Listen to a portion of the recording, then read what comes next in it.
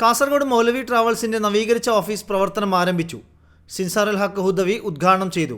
ജില്ലയിലെ മുൻനിര ട്രാവൽസ് കമ്പനിയായ മൗലവി ട്രാവൽസിന്റെ നവീകരിച്ച പുതിയ ഓഫീസാണ് പ്രമുഖ ഇസ്ലാമിക മതപ്രഭാഷകനും Jeddah Hira international school academy ഡയറക്ടറുമായ സിൻസാർ അൽ ഹക്ക് ഹുദവി ഉദ്ഘാടനം ചെയ്തത്.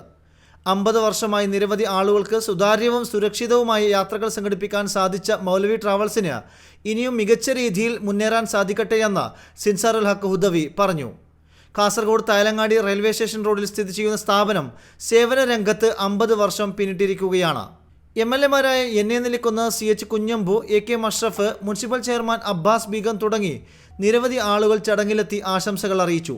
കാസർഗോഡ് ജില്ലാ പഞ്ചായത്ത് വൈസ് പ്രസിഡന്റ് ഷാനവാസ് പാദൂർ, മുൻ മന്ത്രി CT Ahammad Ali, Jeddah Hadab group chairman Izzuddeen Muhammad, KTA president Manaf Nullippady, Thalangadi മഹല്ല് ഖത്തീബ് അബൂബക്കർ സിദ്ദീഖ് ഫൈസി, മാലിക് ദിനാർ ഖത്തീബ് അബ്ദുൽ മജീദ് ബാക്കവി, ടൗൺ മുബാറക് മസ്ജിദ് ഖത്തീബ് അബ്ദുൾ റസാഖ് അബ്രാറി, കാസർഗോഡ് സംയുക്ത ജമാഅത്ത് സെക്രട്ടറി A. അബ്ദുറഹ്മാൻ തുടങ്ങി നിരവധി പ്രമുഖർ ചടങ്ങിനെത്തിയിരുന്നു.